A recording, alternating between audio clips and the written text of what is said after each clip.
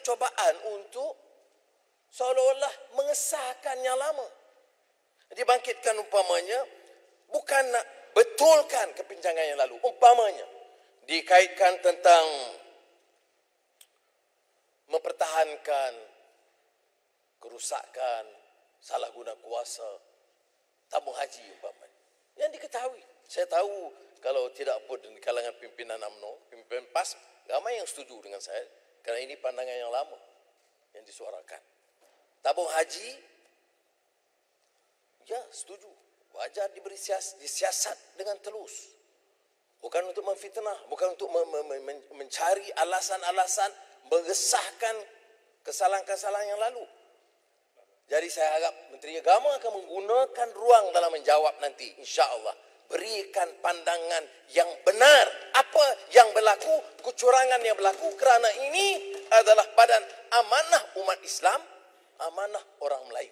Kalau ini pernah berlaku dalam tabung haji, bayangkan bagaimana kita nak incessantly creating a new age, a new era dengan mempertahankan kebobrokan yang lama.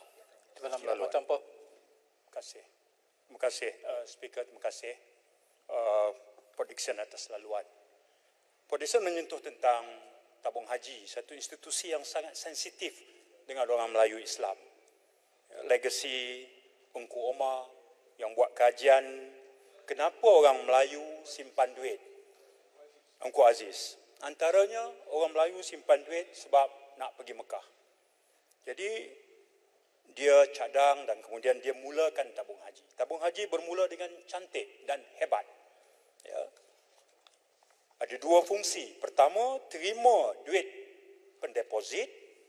Kemudian bila naik giliran haji, maka diuruskan pengangkutan, penginapan, makan minum dan sebagainya. Tabung haji juga menggunakan sebahagian daripada duit pendeposit untuk melabur. Ya, alhamdulillah berkembang dengan begitu gah dan membanggakan. Daripada keuntungan itu diberikan hibah. Ya, mengikut Akta Tabung Haji 1995 23.2, hibah dibayar apabila aset melebihi liability. Ya. Speaker, di antara tahun 2011 hingga 2017, pendeposit baru tabung haji ini meningkat tinggi. 10.6%. Apa tarikan mereka? Tabung haji menawarkan hibah atau dividen yang paling tinggi berbanding institusi perbankan Islam yang lain. Dan ada 9 juta pendeposit tabung haji.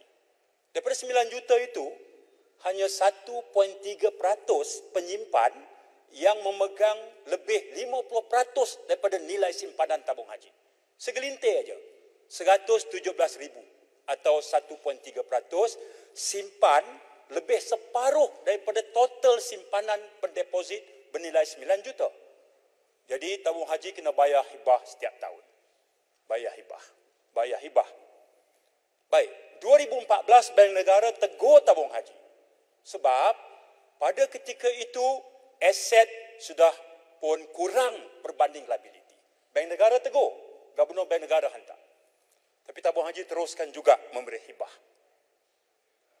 Baik. 2017 Penyata Kewangan Tabung Haji dibentangkan kepada Jemaah Menteri. Saya masa itu dalam Jemaah Menteri, Paguh dalam Jemaah Menteri, sebahagian besar kita. Kita terkejut apabila diberitahu dalam laporan kewangan itu, audit teguran yang paling ketara ialah penyediaan penyata kewangan tahun 2013. Berucap ke apa ni? Tidak.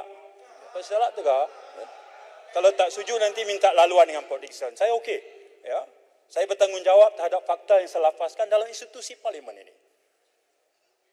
Diberitahu bahawa penyediaan laporan keuangan itu bukan oleh penilai bebas, tetapi oleh pengurusan dalaman tabung haji. Hakikat sebenar tahun 2017, tabung haji rugi. Tapi dilaporkan untung. Jadi apa kita buat?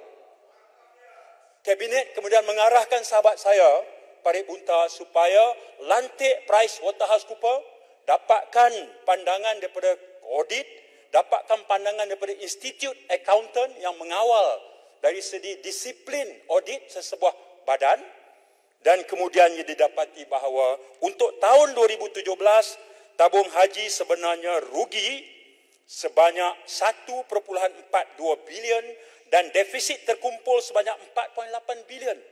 Siapa siapkan ini? PricewaterhouseCoopers, Audit, Institute Accountant.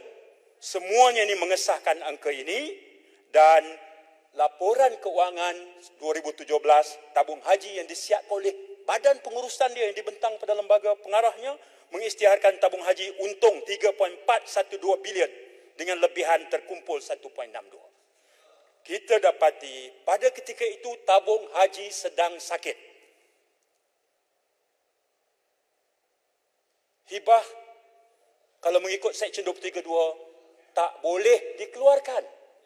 Lalu jemaah menteri meminta Parit Bunta supaya dibentangkan plan pemulihan dan penstrukturan semula.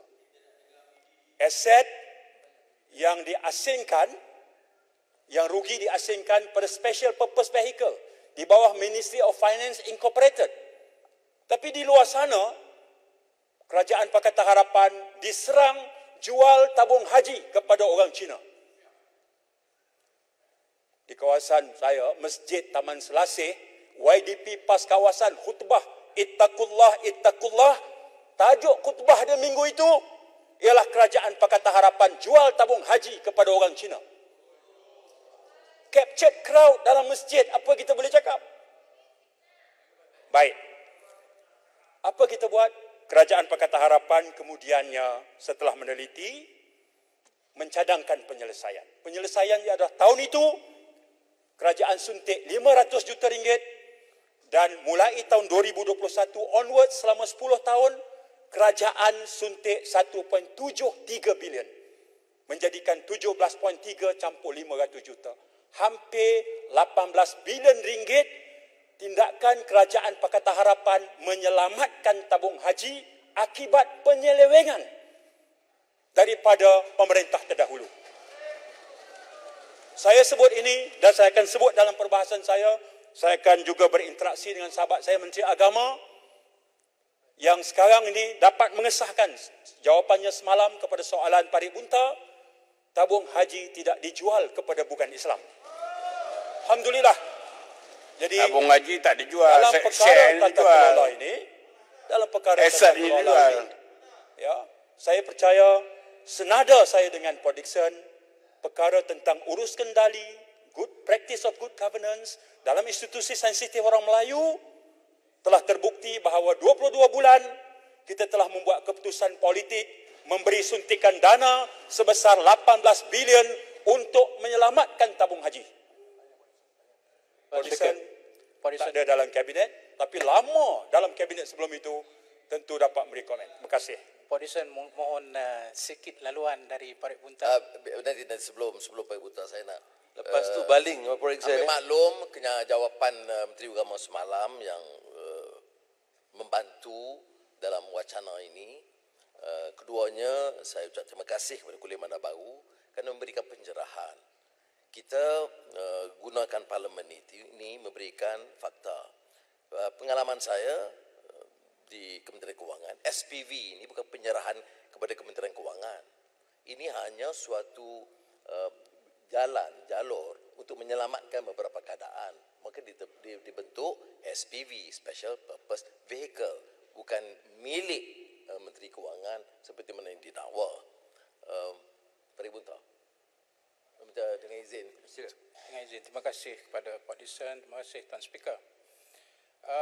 Saya ingin menambah sedikit untuk pengetahuan Dewan bahawa isu yang dibangkitkan itu bukan sahaja disebabkan kerana 10 bilion sebenarnya. Bila kami ambil alih pada Mei, Jun 2018, defisit sudah membengkak kepada 10 bilion. Kenapa? Yang ini penting sebab ini soal integriti yang Pak Dickson sentuh. Bukan sahaja aset semakin berkurangan dan ini amat membahaya. Ya, untuk kawan-kawan yang menuduh berbagai-bagai tuduhan tu, masuk pengurusi ini ada di sini. Pengurusi tabung haji ada di sini. bahawa sejak tahun 2014 Gubernur Bank Negara telah memberi amaran.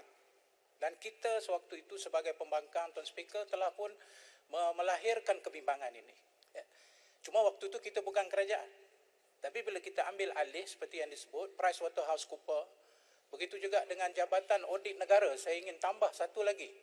Dalam emphasis of matter, mereka menyatakan bukan saja isu aset berbahaya sekarang, tetapi nilai aset itu tidak dibuat nilai rosok yang sebenarnya. Sebab itu bila saya ambil alih, defisit sudah jadi 10 bilion, bukan lagi 4.1 bilion, Tuan Speaker. Makna dua kesalahan besar dari sudut integriti dalam tabung haji yang dulu tidak mereka tumpukan. Iaitu ketika diberi amaran aset lebih rendah yang menyebabkan hibah tidak boleh dibayar, tapi mereka terus membayar dan ini menyalahi akta yang sepatutnya pengurusi tabung haji mempertahankan akta tabung haji ini. Tapi oleh kerana nak bagi juga hibah, maka mereka pun buatlah akaun cantik-cantik tak ikut nilai rosot yang sebenar, menyebabkan jikalau berterusan, Tuan Speaker, dalam Dewan ini saya menyatakan mungkin tabung haji akan tutup kedai kalau tidak ada Pakatan Harapan menyelamatkan tabung haji. Tapi malangnya Pak Dixon, saya minta supaya dimasukkan dalam ucapan, iaitu kita kena tanya kepada komitmen kerajaan sekarang. Kalau dulu Pakatan Harapan 17.8 bilion kita komitmen. Setiap bajet baru ini 500 juta. Tahun-tahun seterusnya sampai 2030 kita tetapkan bajet 1.7 bilion untuk selamatkan tabung haji. Minta Tuan Port Dickson bertanya kepada menteri yang ada hari ini, adakah Kerajaan Perikatan Nasional ada komitmen berterusan untuk menyelamatkan tabung haji ini? Terima kasih. Pak Dickson, baling tak sikit. Oleh kerana perkara ini dibangkitkan dan saya bagi dengan izin Yang Ketua kepada Baling untuk menutup kes ini dan supaya saya boleh sambung. Terima kasih. Maudu' lain. Terima kasih. Saya hormat Yang Mohd Pak Dickson. Saya pun tak nak panjang lebar. Sebenarnya kita tahu tabung haji ini diwujudkan dalam Dewan Yang Mulia ini. Ya, dalam tabung haji, sebab itulah dia tidak di bawah Bank Negara. Walau bagaimanapun, bila Bank Negara telah mengusulkan satu surat kepada saya sendiri minta temu janji dengan Governor 2 tahun saya tak dapat jumpa. Untuk makluman, dan tak apa, saya nak minta Yang Berhormat Pak Dickson untuk usulkan juga dalam ucapan pada hari ini. Kami belah sini 2 tahun, 23 bulan yang lalu, kita minta, kita pohon kerajaan Pakatan Harapan waktu itu di bawah kepimpinan Menteri yang bijaksana untuk wujudkan RCI. Siasat 100%. Sampai sekarang tak buat. Tanya Perdana Menteri yang sekarang ni, adakah RCI nak diwujudkan? Lebih telus lagi untuk kita dapat jawapan yang tepat. Terima kasih. Saya tak berhalangan. Perdana Menteri sekarang, Menteri Dalam Negeri dulu, dia ramai kabinet setengah ada di belah sana, hampir setengah, mungkin 1/3. Jadi itu pertimbangan kerajaan. Kalau nampaknya ada pertikaian, Menteri Agama akan teliti dan sekiranya tidak ada yang mempertikai, mempersoal kebenaran, kenyataan tentang suntikan yang terpaksa dibuat oleh Kerajaan Pakatan Harapan begitu, maka boleh dibuat satu siasatan yang bebas. Dan ini mungkin akan meleraikan keadaan kerana ini menimbulkan begitu hangat perbincangan dan juga kebimbangan. Dan saya rasa satu bebanan kepada rakyat, terutama yang berikhtiar dan ikhlas untuk menabung untuk menunaikan fardu haji. Oke, terima kasih pada semua yang menonton video ini. Teruskan menyokong kami. Oh my god man. Kita hanya mahukan penjelasan, tidak mahu fitnah mengesuai alam maya kita. Jangan lupa subscribe dan share video ini. Hidup jauhi rasuah, negara aman. Jumpa lagi. Assalamualaikum. Jangan main politik tai kucing.